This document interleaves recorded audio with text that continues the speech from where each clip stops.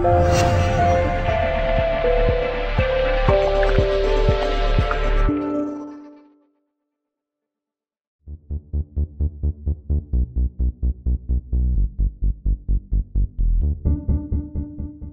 I'll defeat today, and in fairness, you're probably not going to complain about that result, are you? No, not at all. No, best team won, without a doubt. You were obviously hampered by injuries today, but still a strong start in 11. Are you disappointed with the showing from the team today? I'm disappointed with the performance, irrespective of whether you've got X amount of players out. You've still got a reasonable starting lineup. What disappointed you most about it then? The timing of the game in terms of what it meant to the club, the result from that game, that was such an important game for the club, for the players, for everybody. So that is my biggest disappointment. Had that been, 8 games ago, I don't know whether I would have still been upset about it, but it was a crucial game that today. It was the 6-pointer. Well, it was 6-pointer for me. And during the game, you had issues as well, and I'm sure nobody would have expected a front three finishing of Glover, Lazenbury, and Hampson. And I think that probably illustrates the problems that you've had today. Yeah, I mean, at the top end of the pitch, it's difficult because if you start naming one type of player or one named player, it's difficult because you'll miss other people out. But we had significant people missing from the team today in all areas.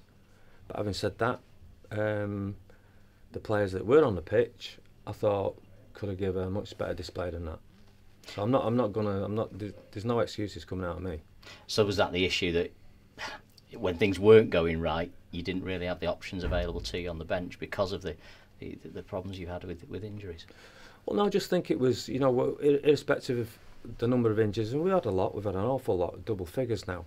But even the expectations that I had of the players that were involved in the squad today, they wasn't met. What went wrong in those early stages? Because you were under a barrage of pressure, and Danny Hurst has got the Man of the Match award, probably for his showing in that first 20 minutes. I think the third minute was his first save from point blank to keep out an effort from Whittam, and really that sort of set the tone for the day, didn't it? Yeah, I mean, they're a very strong unit, and they play to their strengths. And we thought that we spoke about all this. There's nothing changed in the game that I once spoke about before the game, but we just didn't deal with it in nearly all departments. I'm looking through the team there, and I've just said to him, I'm not going to crucify anybody in there. But there were very few people came out of that game with credit. I know who I think they are, and I think everybody else in the dressing room knows. The first goal, when it came, was a set piece. What happened there? Because it seemed to go round a side of the wall that maybe Danny wasn't expecting. Well, I wasn't happy at half time because I thought it went through the wall, but according to him, it went round the outside of it and curved sufficiently enough to beat him. I can't really answer that until I see the video. I probably won't get the right angle. But into the second half, it was a bit more nip and tuck, a bit more end to end, but a strange goal to win it ultimately, wasn't it? A lob from 40 yards, but as soon as it left Whittam's boot, I think you knew that was it. Yeah, it was similar to the goal a few weeks ago. Where was it? Bradford, was it? Yeah, that's right. There was a lot of mistakes that led up to that goal.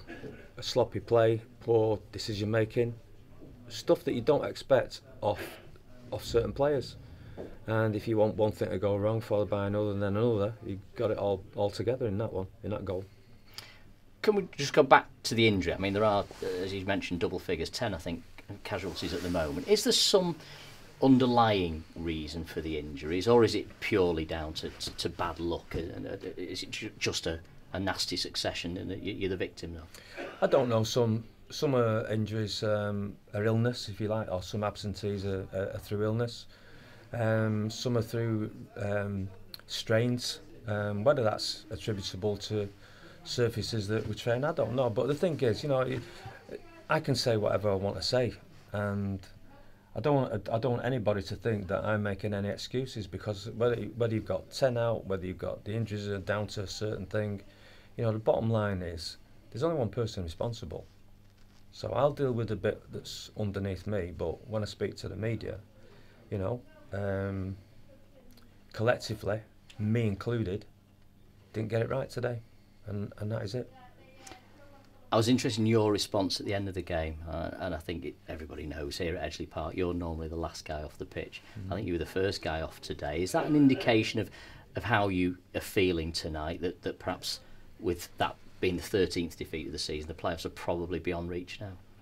I was so disappointed. And I'm not two-faced. And I did my hands up to the crowd, because I don't want to ignore the great support that we've got here. But I need to go inside and cool down and gather my thoughts. There's too much emotion, you know, at that period of the game. So that's why I went off the pitch earlier. And it is, as you say, a crucial defeat. Does it rule out the playoffs now? Well, it's not helped, has it? I mean, even though you look at the results, gone, some of them have gone, apparently, our way today, if you can use that phrase. But in crucial games, that was a crucial game. Just like next week would have been a crucial game, and the week after, and the week after. And we have to be big enough to man up and take those crucial games on board. And as a team, we weren't there today. And as a team, I'm including the whole picture. What you probably didn't need was injuries during the game, given that you had 10 already to start with.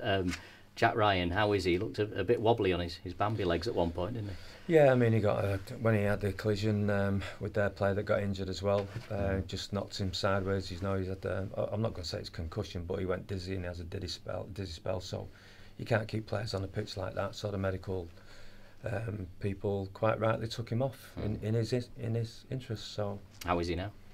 He's in there now getting treatment. So I don't know until I go back in. Okay. In terms of these injuries clearing up, are you hopeful for next week you're going to have a bigger squad, a bigger pool of players to draw upon? You know, next week we'll probably have 4 or 5 of these players back. Bad timing. Bad timing. It would have been good to have had full contingency of players to pick from for today's game. That's the ideal situation. And what we had today was not an ideal situation. And it doesn't matter where you point the finger, you know, injuries are injuries. You can't play if you're not right. You can't play if you don't feel well. So we've just got to take it on the chin. And I'm not saying that lightly. It's just circumstances that I can't change. I was watching you in terms of management of players. You brought Conor Hancock off today, but you had a good word with him when you brought him over to the touchline, because it was a tactical change, wasn't it? Well, yeah, and I'll tell you what I said to him. I said, listen, you know, you've been brought off on 2 or 3 games now, and you're probably thinking you're the foul guy, but it's not. You know, we need to get something at the top end of the pitch, and to do that we had to forsake some position. And I thought the best position to forsake was a defender.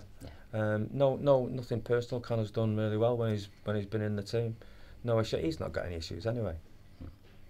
And a word about a debutant today in Michael Hampson. I've seen him for the development squad and been really impressed with him, but I'm sure if you'd said to him on Thursday night you're going to be making your county debut on Saturday, he probably wouldn't have believed you.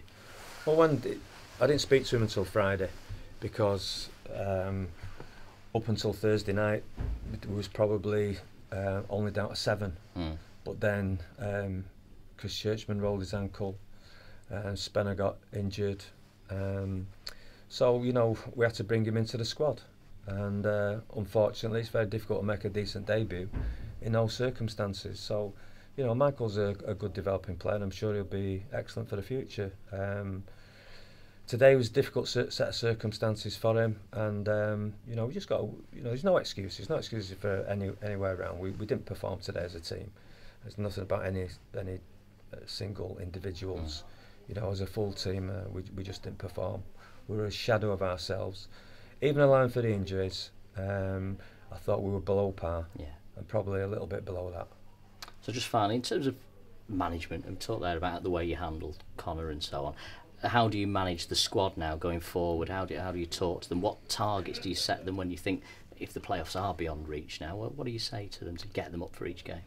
Well, I think that sort of question. I mean, I've just gone in there now, and the normal me kicks off.